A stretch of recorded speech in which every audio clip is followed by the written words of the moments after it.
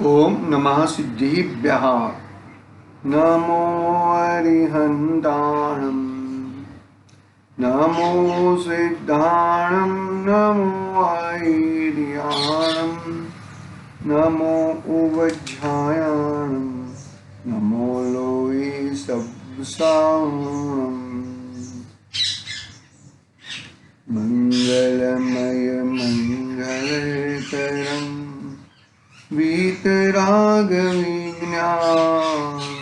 नमो ताय जाते भय हरिहंतादि महान। करि मंगल करि हनुमान, ग्रंथ करन को गाय, जाति मिले समाज सब, पामे निज पद भान।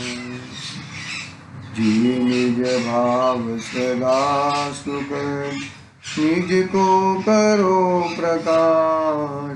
जे बहुविधि भव दुख तनि, करिहै सत्तानाश। चेतिले चेतन, चेत्या विना किम चालसु।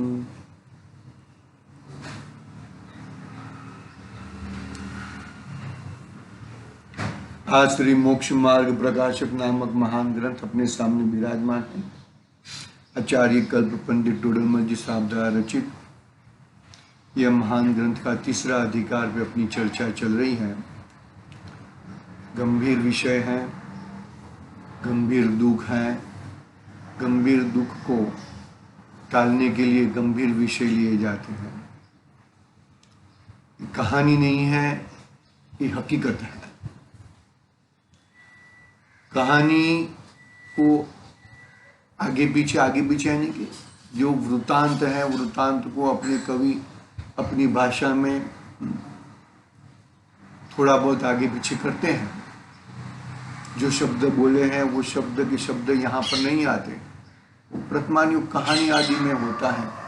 यहाँ पर तो वस्तु का स्वरूप है, जो वस्तु का स्वरूप है वैसा का वैसा, वही का वही स्वरूप। उसमें कुछ आगे पीछे दृष्टांत में आगे पीछे हो सकता है, सिद्धांतों में आगे पीछे कुछ होता नहीं है। एक सिद्धांत समझाने के लिए सैकड़ों दृष्टांत हो सकते हैं, लेकिन वो सैकड़ों दृष्टांत किसको दिखाते हैं? तो सिद्धांत को ही दिखाते हैं भैया। बहुत ही सुंदर बात है। अपना प्रकरण ये चल रहा है। मेन प्रकरण तो क्या है कि संसार का दुख और मोक्ष का सुख। संसार का दुख क्या है कि भाई दुख ये है मिथ्या दर्शन, अज्ञान और असंयम, वो मेन दुख है। और देखो, आप ऐसा देखोगे कि दूसरा अधिकार और तीसरा अधिकार ऐसे एक जैसा दिखा है, वहां पे सिर्फ दुखों का वर्णन किया है। वहां पे अधिकार एक जैसा नहीं है। अधिकार में फर्क इसके लिए है कि वहां पे भी कर्मों के अधीन बात की है। इन कर्मों के अधीन में क्या दुख होते हैं, कर्म की अवस्थाएं कैसी कैसी होती हैं, वो उसकी बात करें। और यहाँ पर उस अवस्थाओं का समाधान कैसे, उस अवस्थाओं से कैसे तुम निकल सकते हो, इस अवस्थाओं से बाहर कैसे आ सकते हो, उसकी बात यहाँ पर की है। देखो, पढ़ते हैं हमें आगे। अपना प्रकरण इतना ये महत्वपूर्ण प्रकरण है कि उसको बार बार पढ़ सकते हैं हम। उदाहरण भी ऐसे दिए हैं कि पहले क्या है, मोहनीय कर्म के उदय से। तो मोहनीय कर्म को दो कर्मों में बांट दिया, दर्शन मोहनीय और चारित्र मोहनीय। मेन जो सरदार है, कैप्टन है, वो दर्शन मोहनीय है। दर्शन मोहनीय के उदय में दर्शन मोहनीय रहा है तो बाकी सब कर्म एक गड़ा उल्टा, बाकी सब गड़े उल्टे हो जाते हैं। ये बात बहुत सुंदर बात यहाँ पर पंडित जी बहुत ही उदाहरण भी ऐसा दिया है ना। देखो, मैं पढ़ता हूँ, बाद में उदाहरण की बात करेंगे। देखो, मोहनीय कर्म के उदय से होने वाले दुख और उससे निवृत्ति। मोह का उदय है सो दुख रूप है, मोह का उदय है वो सो दुख रूप है। किस प्रकार है वो सो कहते हैं। देखो यहाँ पर दुख का कारण बताएंगे और उसका इलाज बताएंगे। रोगी और वैद्य का उदाहरण देकर तेरा रोग का निदान किया जाएगा, और जो तू उपाय कर रहा था वो उपाय झूठे हैं वो बताया जाएगा, और अभी सच्चे उपाय क्या है वो बताया जाएगा। आई बात समझ में? प्रथम तो दर्शन मोह के उदय से मिथ्या दर्शन होता है। पहला दर्शन मोहनीय और दूसरा चारित्र मोहनीय। दर्शन मोह के उदय से दर्शन मोहनीय होता है। उसके द्वारा जैसा उसके श्रद्धान है वैसा तो पदार्थ होता नहीं है, और जैसा पदार्थ मानता है, जैसा पदार्थ है वैसा यह मानता नहीं है, इसलिए उसको आकुलता ही रहती है। कितना बड़ा सिद्धांत हमने कल पढ़ा था, बहुत बड़ा सिद्धांत दे दिया। देखो क्या है, प्रथम क्या है कि उसके द्वारा, यानी कि किसके द्वारा, मिथ्या दर्शन के द्वारा, यानी दर्शन मोहन के द्वारा, दर्शन मोह के द्वारा, मिथ्या दर्शन के द्वारा जैसा जैसा उसका श्रद्धान है वैसा तो पदार्थ होता नहीं है। देखो भाई, जैसा श्रद्धान है वैसा पदार्थ होता नहीं है, और जो जैसा पदार्थ है वैसा ही मानता नहीं है। मतलब क्या हुआ, क्या उससे क्या समझ में आता है हमें, उससे हमें क्या लेना है हमें, कि भाई जो पदार्थ है सब अपने अपने द्रव्य क्षेत्र काल भाव अपने अपने गुणों में मौजूद है, अपनी अपनी वस्तु में मौजूद है, अपने अपने गुणों में, अपने अपने परिणामन में मौजूद है। एक भी द्रव्य दूसरे गुण में, एक द्रव्य का गुण बदल जाता है या द्रव्य बदल जाता है, ऐसा कभी होता नहीं है। जो द्रव्य है वही वो द्रव्य रहता है, और उसके गुण भी वही गुण होते हैं। एक गुण मिलकर सब गुण इकट्ठे हो जाए ऐसा भी नहीं होता। अगुण लघुत्व याद रखना। तो यहाँ पर क्या कहते हैं कि जिसके द्वारा जैसा उसका श्रद्धान है वैसा तो वो होता नहीं है। मतलब क्या कहना क्या चाहते हैं यहाँ पर पंडित जी, कि भाई जो पदार्थ है, देखो जो पदार्थ है वो अपने द्रव्य गुण पर्याय से युक्त है, वो सत्तामय है, वो सत्य है उसका, तुम्हें उसको मानना ही पड़ेगा। पतंगा है, पतंगा दिवे को देखकर कितना नाचता है, कितना कूदता है, और उसके पास जाना चाहता है। किसके पास जाना चाहता है? ज्योत के पास। अरे ज्योत से दूर से देखना भाई, नहीं, वहां जाता है, पंख जल जाती है, गिरता है, वेंटिलेटर पे आ जाता है, वापिस धीरे धीरे खड़ा होता है, सेल्फ, उसके ऊपर कोई डॉक्टर नहीं रखे हैं वहां पर तो, लेकिन उसमें सेल्फ ऐसी एफिशिएंसी रहती है, तो वो वापिस एक पंख पे उड़ के वापस उसके पास जाता है और मौत को पाता है। तो बोलो क्या किया जाए, पतंगे को क्या किया जाए? पतंगे को भाई ये तो नक्की कर ले कि वो आग है, वो अग्नि गर्म ही होती है, अग्नि कभी ठंडी होती नहीं है। तो ऐसा मान ले कि अग्नि को ठंडी कर दिया जाए, अरे अरे अभी अभी तो पहले तो गर्म थी, अभी अभी गर्म नहीं होगी, अभी ठंडी हो गई होगी। ऐसा होता नहीं। अग्नि यानी कि उष्ण यानी कि गर्म ही होती है, उसको तुम कुछ कर सकते नहीं हो। तुम मानोगे क्या करें, मानो कि ये किसने हमको, ये जो अभी अभी है ना 15 अगस्त गई ना, तो 15 अगस्त में घर घर तिरंगा सब वो स्लोगन आए थे।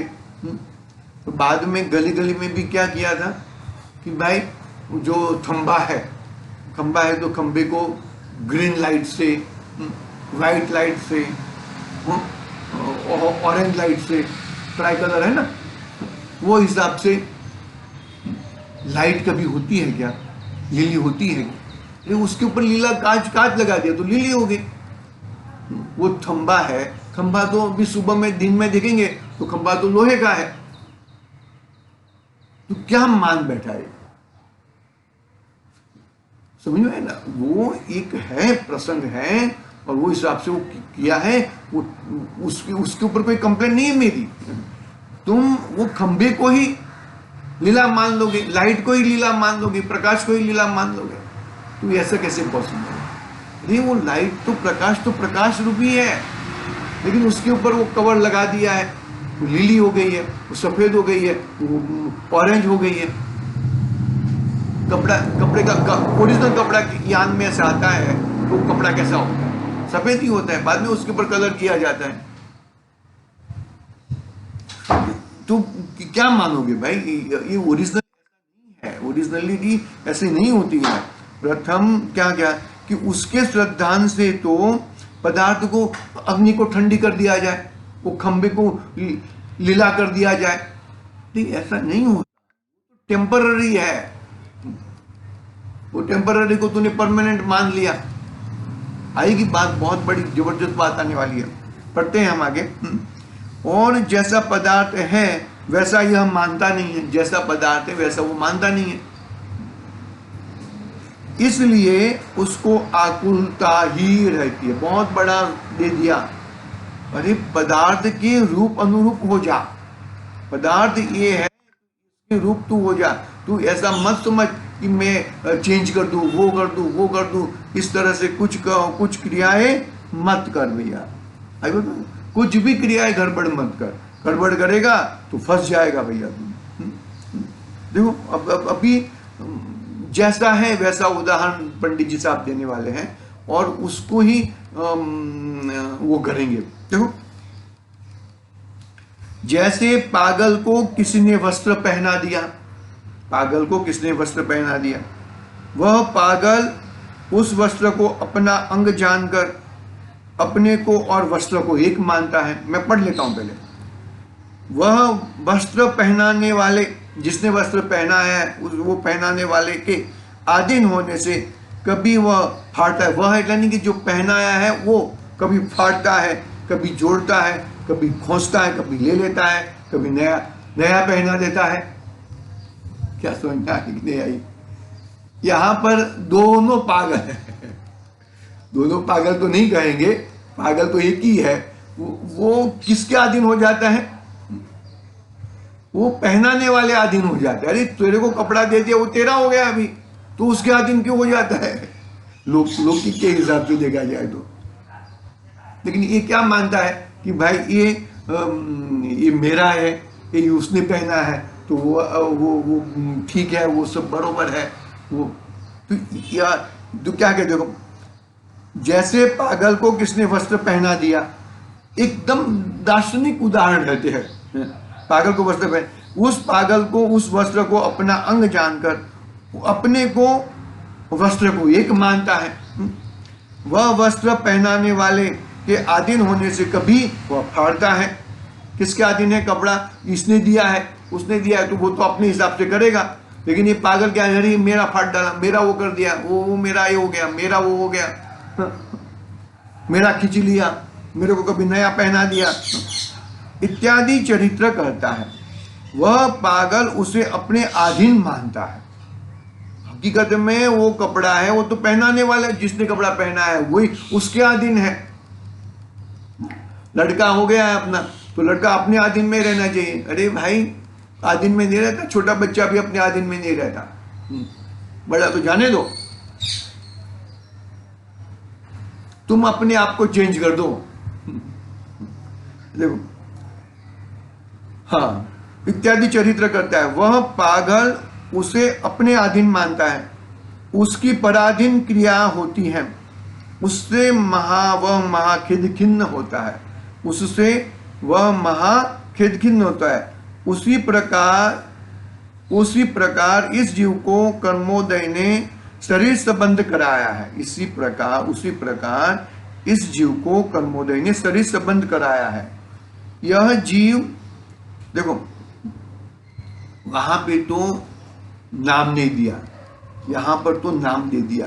क्या नाम दे दिया? देखो, इसी प्रकार जीव को, यानी कि इस जीव को मुझे कर्मोदय ने शरीर संबंध कराया है। यह जीव इस शरीर को अपना अंग जानकर अपने को और शरीर को एक मान लेता है। अरे ये इस शरीर कर्मोदय के अनुसार है, नाम कर्म के अनुसार है। गोरापन, कालापन, मोटापन, पतलापन, ये तो कर्म के हिसाब से होता है, कर्म के हिसाब से जाता है।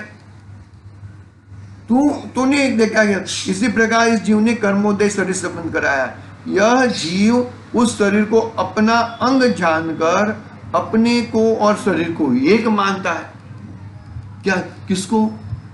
वो कपड़ा पहनाने वाले आधीन है, वो कर्मोदय के अधीन शरीर है। आई बात समझ में? लेकिन ये जीव ने क्या मान लिया कि ये कर्मोदय ने मुझे शरीर दे दिया है, वो शरीर मेरा है, मेरे अधीन होना चाहिए, मेरे हिसाब से चलना चाहिए। लेकिन हकीकत में वो वैसा होता नहीं है। बहुत सुंदर, देखो जैसा उदाहरण है ऐसा ही सिद्धांत होता है पंडित जी का। उसी प्रकार इस जीव को कर्मोदय शरीर संबंध करवाया है, कर्मोदय ने शरीर संबंध करवाया है। यह जीव यानी कि मैं इस शरीर को अपना अंग जानकर अपने को और शरीर को एक मानता है। वह शरीर कर्म के अधीन कभी कृश होता है, कभी स्थूल होता है, कभी नष्ट होता है, कभी नवीन मिलता है, नवीन उत्पन्न होता है, इत्यादि चरित्र होते हैं। यह जीव उसे अपने अधीन मानता है, उसकी पराधीन क्रिया होती है, उससे वह महाखेद खिन्न होता है। दृष्टांत समझ में आया? सिद्धांत समझ में आया? दृष्टांत में भी 3 व्यक्ति है ना, एक तो पागल है, उसको जीव मान लो, पहनाने वाला वो कर्मोदय, और शरीर कपड़ा। यहां पे जीव मैं खुद पागल हूं, कर्मोदय ने मुझे शरीर दिया है। तो क्या है कि भाई ये पागल, ये जीव इस शरीर को अपना मान लेता है। हकीकत में वो उसका शरीर का मालिक कौन है? कर्मोदय है।